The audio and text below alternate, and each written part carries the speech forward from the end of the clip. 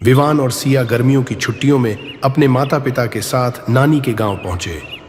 गांव बहुत शांत था, लेकिन वहां की हवाओं में एक अजीब सी खामोशी थी। नानी का घर बहुत पुराना था। खड़खड़ाती सीढ़ियां, झरझराते दरवाजे और सबसे ऊपर एक पुरानी सी छत, जहां जाने की सख्त मनाही थी। नानी मां ने सख्ती से कहा, उस छत पर कभी मत जाना। सिया ने जिज्ञासा से पूछा, क्यों नानी? क्योंकि वहां एक परछाई रहती है। विवान और सिया को यह बात मजाक लगी और वे हंसने लगे। रात को विवान को छत से कुछ अजीब आवाजें सुनाई दी, जैसे कोई वहां टहल रहा हो। टप टप टप। उसने सिया को जगाया और दोनों खिड़की से झांकने लगे। छत पर एक परछाई चल रही थी, लंबी, झुकी हुई और बिना चेहरा। ये कौन है? सिया ने डरे हुए कहा। अगले दिन उन्होंने गांव के एक वृद्ध बाबा से पूछा। बाबा ने कहा, उस छत पर एक आत्मा रहती है, जो मना करने के बाद भी वहां जाता है, वो फिर नहीं लौटता। बच्चों को रहस्य बहुत पसंद होता है।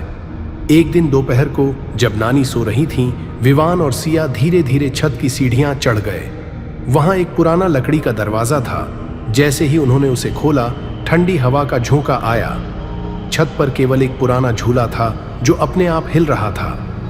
हवा तो है ही नहीं। तुम यहाँ क्यों आए हो? दोनों पलटे, लेकिन कोई नहीं था। तभी वही परछाई झूले के पास दिखी। वह धीरे से झूले की ओर इशारा कर रही थी। बहुत साल पहले एक लड़की इस छत से गिर गई थी। तब से उसकी आत्मा यहीं रहती है।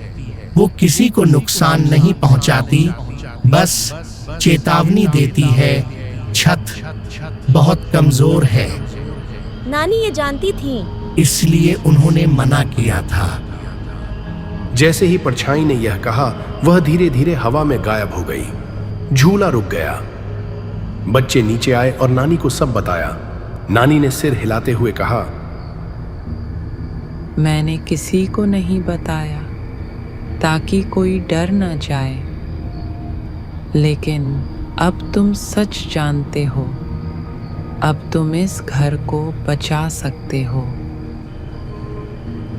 अगले दिन से घर की मरम्मत शुरू हुई। छत को पूरी तरह नया बना दिया गया, पर उस दिन के बाद से किसी ने परछाई को नहीं देखा। फिर भी कभी कभी रात में झूले की आवाज सुनाई देती है।